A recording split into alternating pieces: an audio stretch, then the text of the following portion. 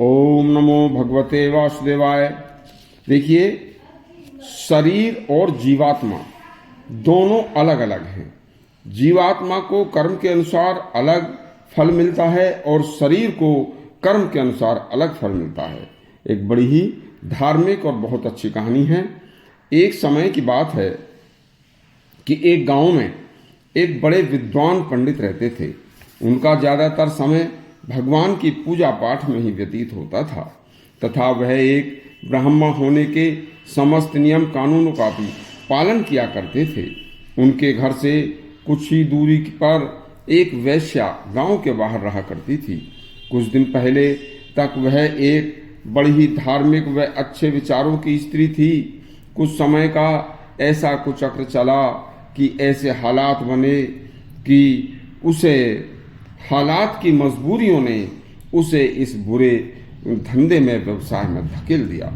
लेकिन उसे बुरे धंधे में संलिप्त रहते हुए भी उसकी जो अंतरात्मा थी वह हमेशा शुद्ध धार्मिक व सच्चरित्र जीने के लिए तरसती रहती थी। आत्मा कुछ चाहती थी लेकिन मजबूरी के हालात उसे इस बुरे धंधे से निकलने नहीं देते थे।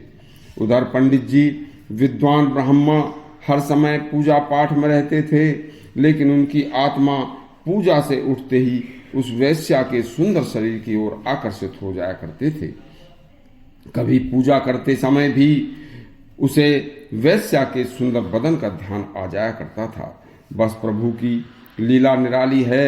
एक दिन संयोगवश दोनों की, उधर वेश्या की उधर ब्राह्मण की, एक ही दिन मृत्यु हो जाती है।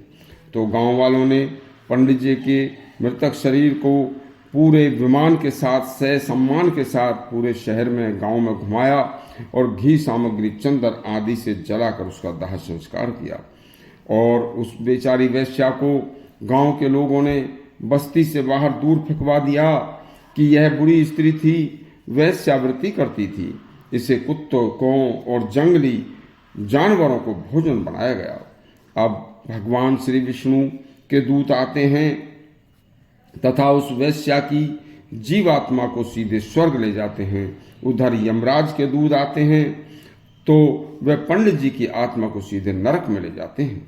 अब परेशान होकर पंडित जी की जीवात्मा ने श्री विष्णु जी के दूतों से पूछा कि भैया, मैंने जिंदगी भर पूजा पाठ व धार्मिक जीवन जिया है, फिर भी मुझे नरक की सजा क्यों मिली? तथा इस वेश्या को मैं बहुत समय से जानता हूँ, इसने बड़े ही अधर्म का जीवन जिया है और फिर भी इसे स्वर्ग का पुरस्कार मिला। भैया, इसका क्या कारण है?